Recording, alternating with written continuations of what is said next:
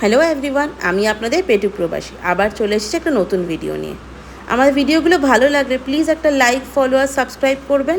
তাতে ভিডিও করার ইচ্ছে আর মোটিভেশন দুটোই খুব বেড়ে যায়।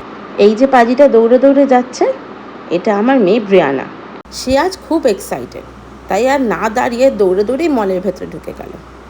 আজ আমরা the mills at jersey garden বলে একটা মলে এসেছি, আর পার্টিকুলারলি ক্লেয়ার্স বলে দোকানটাতে এসেছি।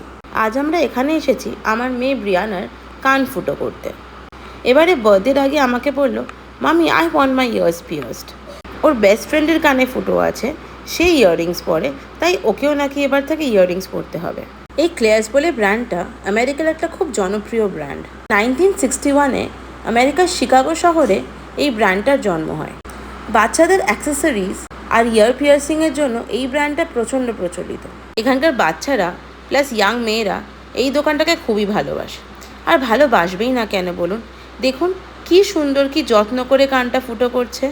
আর উনি পেন দিয়ে মার্ক করে আগে আমাকে দেখাচ্ছেন প্লেসমেন্টটা ঠিক হয়েছে কিনা, যাতে কোনো ভুল জায়গায় ফুটোটা না হয়ে যায়। আর আমরা যেহেতু বোথ অ্যাট আ টাইম, মানে দুটো কান ঠিক একসাথে ফুটো হবে এইটা অপ্ট করেছিলাম, তাই দেখুন এখানে দুজন টেকনিশিয়ান এসেছে। আসলে এতে যেটা লাভ হয় যে একটা একটা করে করলে অনেক সময় বাচ্চাদের লাগলে ভয় পেলে সেকেন্ডটা আর করতে দেয় না, কিন্তু একসাথে করলে পেনটা যেহেতু একবারই হয়, তারপরে এই ডিনায়ালটার অপশানটা আর থাকে না। আর টাইমের অ্যাকিউরেসি মেনটেন করার জন্য দুটো টেকনিশিয়ানই রীতিমতো কাউন্টডাউন করেছে। এই দেখুন ইয়ার পিয়ার্সিং করে লেগেছে, লাগাটা তো স্বাভাবিক। আর ব্যাস কান্নাটা শুরুই হচ্ছিল, আর ওরা সবাই বলে উঠলো, oh my God, you are looking like a princess.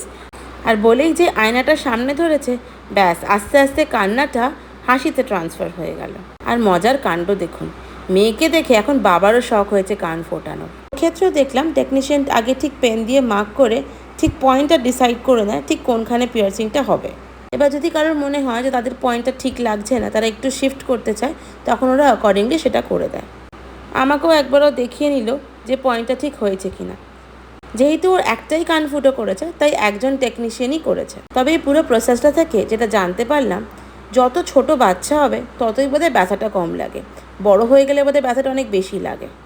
বাপ বেটি দুজনের ইয়ার পিয়ার্সিং ডান, তাই এখন আফটার কেয়ারটা আর কিছু শপিং যেটা আমার মেয়ে করেছে সেগুলো সব কিছু বিল করে আমরা আবার বাড়ি যাব। কিন্তু তার আগে আপনাদেরকে একবার দোকানটা ঘুরিয়ে দেখিয়ে দিই। দেখুন কি সুন্দর, কি মিষ্টি মিষ্টি জিনিস না? শুধু বাচ্চাদের কেন, আমারই কত কিছু কিনতে ইচ্ছে করছে।